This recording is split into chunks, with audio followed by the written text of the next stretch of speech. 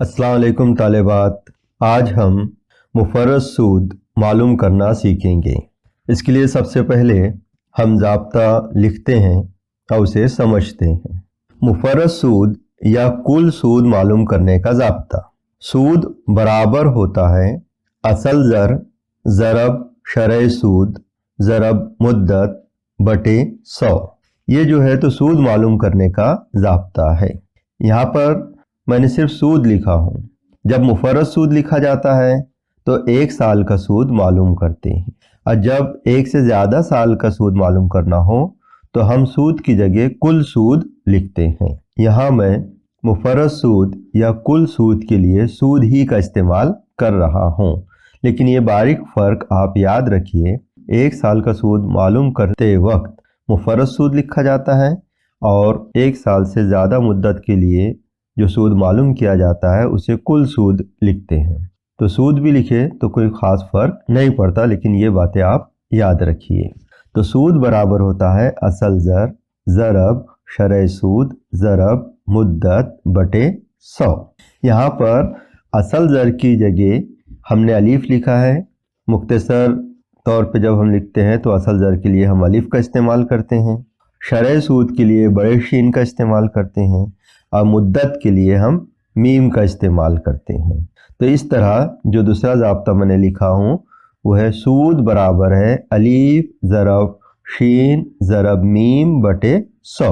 अब यहाँ पर एक बात और समझ लीजिए कि असल ज़र किसे कहते हैं, क्योंकि सवाल जब हम हल करेंगे तो हमें पता होना चाहिए कि असल ज़र किसे कहते हैं। तो असल ज़र बैंक में जमा रकम या बैंक से कर्ज ली हुई रकम को असल ज़र कहते हैं। ऐसे हम अलीफ लिखते हैं। सूद किसे कहा जाता है ये समझ लीजिए।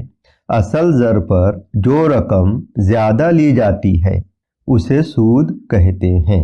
शरह सूद ये असल में एक भाव होता है। जैसे हम सब्ज़ी मार्केट में दुकान में पर जाकर किसी चीज़ का भाव पूछते हैं, इसी तरह सूद का भी एक भाव होता है जिसे हम शरह सूद कहते हैं। तो शरह सूद जो है 100 रुपये पर 1 साल में जितने रुपए ज़्यादा लिए जाते हैं उसे शरह सूद कहते हैं। और इसे इस तरह बताया जाता है कि 10 रुपये फ़ीसदी फ़ी साल शरह सूद। इसका मतलब ये होता है कि हर 100 रुपये पर हर साल 10 रुपये सूद होगा।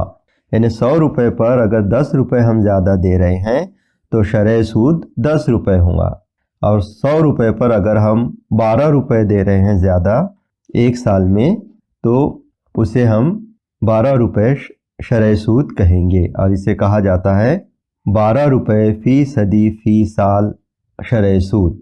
इसके बाद मुद्दत के लिए हम मीम का इस्तेमाल करते हैं।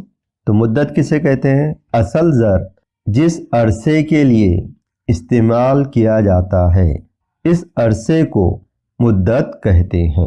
यानी 1 साल के लिए इस्तेमाल कर रहे हैं तो मुद्दत 1 साल, 2 साल के लिए तो 2 साल। तो इसी तरह महीनों को भी हम साल में तब्दील करके ही मुद्दत लिखते हैं। इसके बाद है कुल ज़र भी याद रखिए आप कि असल ज़र और सूद को मिलाकर कुल ज़र कहा जाता है। इसी तरह मुफर्रद सूद, सिर्फ 1 साल का सूद मालूम करने को मुफर्रद सूद कहते हैं।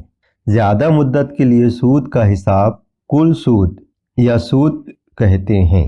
आइए अब हम एक मिसाल के ज़रिए सूद पर मुनहसर सवाल को हल करेंगे।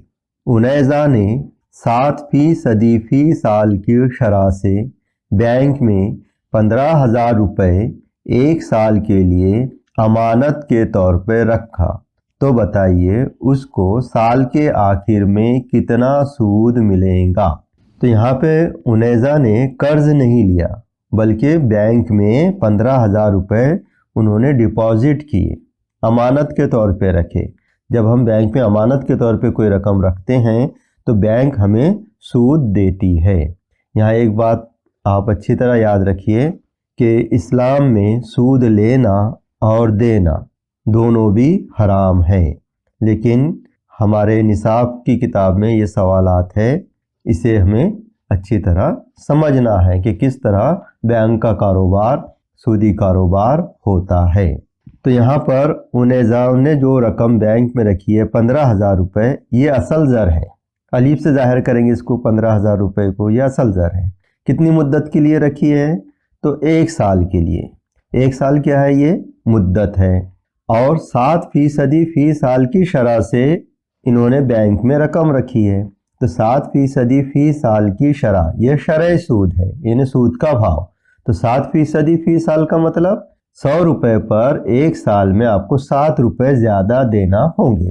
اس لحاظ سے 15,000 روپے کا کل سود کتنا ہوگا، یہ ہم کو معلوم کرنا ہے۔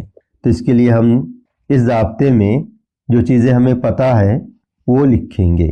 یہاں میں نے لکھا ہوں مفرد سود برابر، الف کی جگہ ہم لکھیں گے اصل زر، اصل زر یعنی 15,000 روپے۔ اسی طرح شین کی جگہ یعنی شرح سود، اس کی جگہ لکھیں گے ہم 7، یعنی 100 روپے پہ 7 روپے ہم کو زیادہ دینا ہوگا، یہ اس کا بھاؤ ہے، یعنی شرح سود ہے۔ کتنی مدت کے لیے رکھ رہے ہیں؟ تو میم کی جگہ ہم لکھیں گے 1 سال کے لیے رکھ رہے ہیں تو 1 لکھیں گے بٹے 100۔ اب ہم 100 سے 15,000 کو تقسیم کریں گے، تو 0 نیچے کے 2 کٹ جائیں گے اور اوپر کے 2 صفر ہم کاٹ دیں گے۔ 100 سے اس طرح ہم تقسیم کرتے ہیں تو 2 صفر اوپر نیچے کے کٹ جاتے ہیں۔ اب ہمارے پاس بچا ہے 150 ضرب 7۔ اب 150 کو ہم 7 سے ضرب دیں گے تو 7 صفر 0، 7 پنجے 35، 35 کے 5، حاصل آئے 3، 7 ایکا 7، 7 اور 3 10۔ تو اس طرح سود جو ہے 1,050 روپے ہوگا۔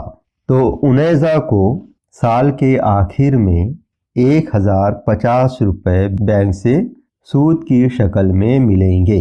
امید ہے کہ آپ کو یہ مثال اچھی طرح سمجھ میں آ گئی ہوں گی۔ سبسکرائب کیجیے اسٹڈی 360 اردو کو اور بیل آئیکن کو دبائیے تاکہ آنے والے ویڈیو کی آپ کو نوٹیفیکیشن ملتی رہے۔